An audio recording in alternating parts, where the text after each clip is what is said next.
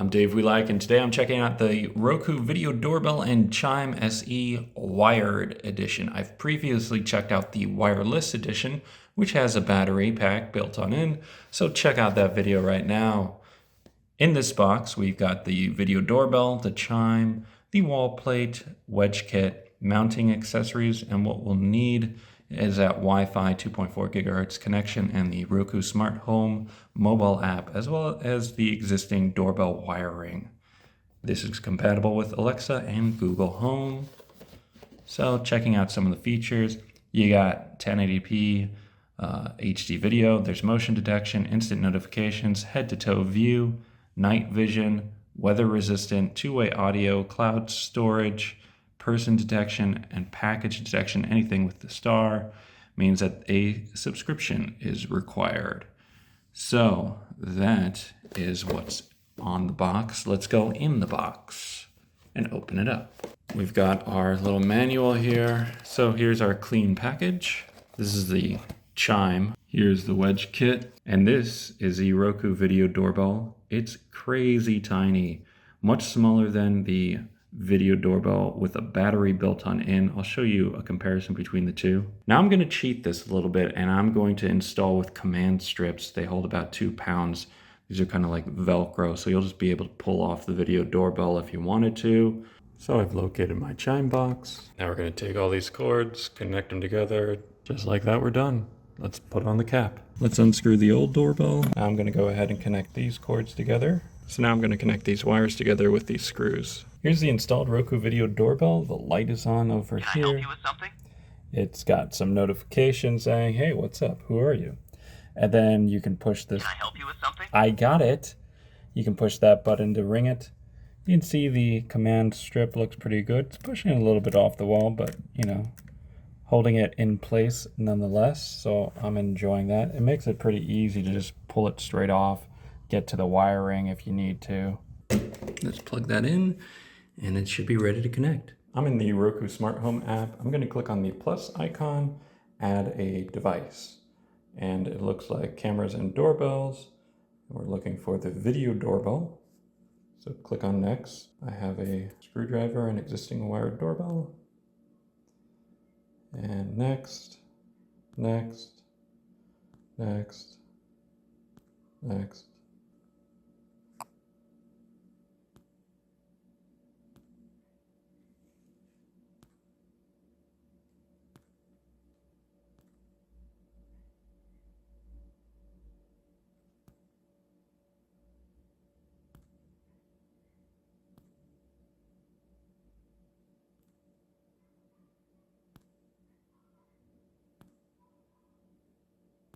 It is flashing yellow.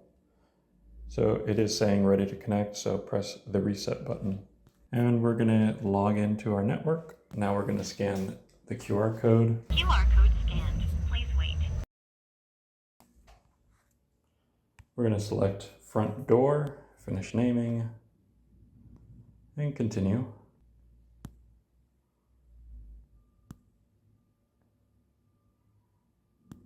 Now we're going to add the Chime and pair it with the Chime. So we're going to hold on to the reset button on the Chime.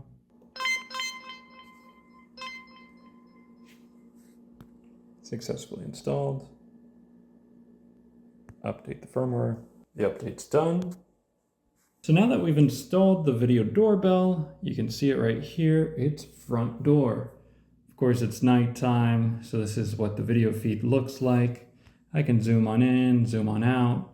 I can go through the different events throughout the day.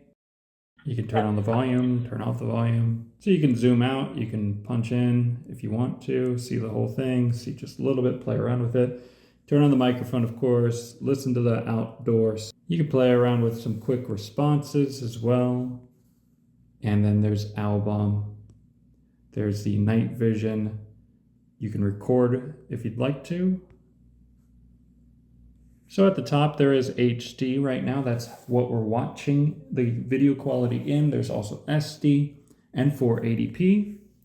If we click on the wheel, this is our settings page. We can change the name. There are detection settings where you can play around with the motion detection sensitivity as well as the detection zone itself. There are also event recordings, and you can tell it to record the event based off of motion or smart detection.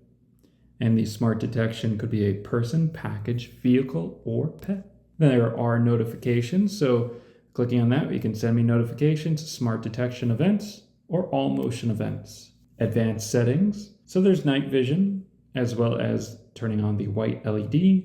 There's also the Roku logo within the video, so we can turn that on and off, as well as the timestamp, tell it to record sound or not, and you can sync the time. Going to accessories, this is where we access the chime, and we can play around with this, naming it, as well as doing our various tune selection and volume selection. There's also schedule. You can do device triggers. So for example, I'm going to add the trigger of being the front door, and if it detects a person, I'm going to add an action to the front door where I'm going to do a quick reply of, leave the package by the front door, for example. And that can be at a particular time if we want to, whatever day it is that we want to, or just leave that all the time. Going down to events, we can see all the events for the day or the time, and we can select person or turning that off. You can go to motion as well as cameras. You can select the various cameras that the events have taken place at. You can also filter it at the very top to showing you more information beyond just one person. There's also edit where you can select all and delete them if you want. So this is what the video doorbell looks like when my front lights are on, my porch lights. So it looks pretty good. A lot more clear now, huh? But again, in black and white because it's in night mode automatically. If I go like this, it'll switch on over to color. Let's see. Yeah, looks good too. But doesn't really need that light on there because there's so much light around me, I'd say. Of course, I have it on night vision auto as opposed to on or off. So that's why it's switching back and forth as well. So there's the white light LED, and that's what we're turning on, that light, to turn it into a much more vivid color mode. So I've got the light on right now, and it just turned off. So this is what it looks like in more night vision mode.